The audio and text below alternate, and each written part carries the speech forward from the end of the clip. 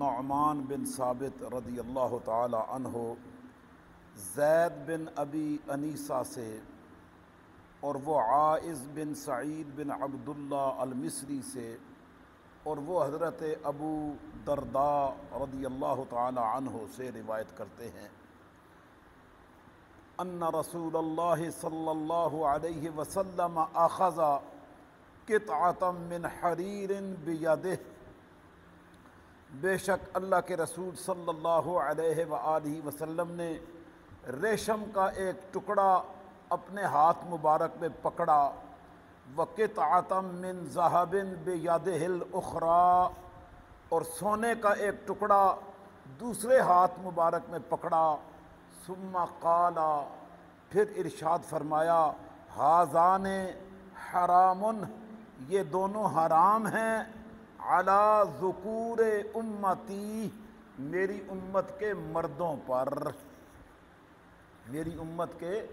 مردوں پر یہ دونوں چیزیں حرام ہیں۔ اس حدیث مبارکہ میں حضور نبی کریم صلی اللہ علیہ وآلہ وسلم نے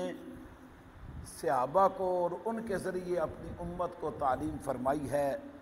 کہ ریشم اور سونا یہ دونوں حضور کی امت کے جو مرد ہیں ان پر حرام ہے۔ ریشم بھی استعمال نہیں کر سکتے، سونا بھی استعمال نہیں کر سکتے، کہ یہ اس دنیا کے اندر استعمال ان کا مردوں کے لیے منع ہے۔ حضرت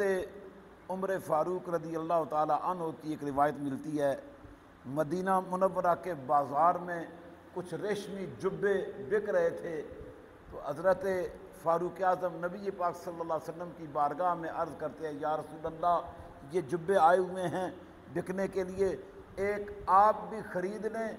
وفود آتے ہیں تو آپ ملاقات کے لیے جبہ پہنا کریں اور ان سے ملاقات کیا کریں۔ اللہ کے نبی صلی اللہ علیہ وآلہ وسلم نے فرمایا، عمر، یہ ریشم ہے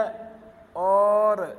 یہ دنیا میں ان کے لیے ہے جن کے لیے آخرت میں کوئی حصہ نہیں ہے، یعنی دنیا میں وہ پہنتے ہیں جن کو اللہ نے آخرت میں کچھ نہیں دینا ہے۔ اور ایک موقع پہ مال غنیمت آیا، اس میں ریشمی لباس کچھ تھا، نبی پاک صلی اللہ علیہ وسلم نے حضرت فاروق اعظم کے گھر بھجوا دیا، تو آپ نے وہ دیکھا تو حیران ہوئے کہ اس سے تو حضور منع کرتے ہیں، مجھے کیوں بھجوا دیا ہے؟ تو وہ لے کے حاضر ہو گئے، یا رسول اللہ، آپ نے تو منع فرمایا ہوا ہے۔ پھر فرمایا، تمہارے لیے تھوڑا ہی دیا ہے، یہ تمہاری خواتین کے لیے دیا ہے، کہ خواتین کے لیے ریشم استعمال کرنا جائز ہے، سونا خواتین کے لیے دنیا کے اندر بھی جائز ہے، صرف مردوں کو روکا گیا ہے کہ وہ ریشم اور سونے کو استعمال نہیں کر سکتے ہیں۔ ہمارے عموماً شادیوں پہ ایک رواج بن گیا ہے کہ لڑکے والے چونکہ دلہن کو سونے کے زیورات بنا کے دیتے ہیں، پہناتے ہیں، تو دلہن والے لڑکے کو سونے کی انگوٹھی پہنا دیتے ہیں، سونے کی انگوٹھی بنوائی، پہنا دیتے ہیں، جی کہ شادی کا موقع ہے، پہن لو۔ میں اکثر نکاح پڑھانے جاؤں اور کسی کو پہنے ہوئے دیکھوں تو منع کرتا ہوں، بلکہ کوشش کرتا ہوں کہ اتروا دوں، کہ وہ تو اپنے ذوق میں کہہ رہے ہوتے ہیں، اور لڑکا بیچارہ تو اس وقت مجبور ہوتا ہے، اسے جو کہا جائے وہ کر رہا ہوتا ہے، پہن لیتا ہے۔ نبی پاک صلی اللہ علیہ وسلم نے ایک صحابی کے ہاتھ میں سونے کی انگوٹھی دیکھی تو فرمایا، کیا تم پسند کرو گے کہ آگ کا جلتا ہوا کوئلہ تمہارے ہاتھ پہ رکھا جائے؟ یہ پسند کرو گے؟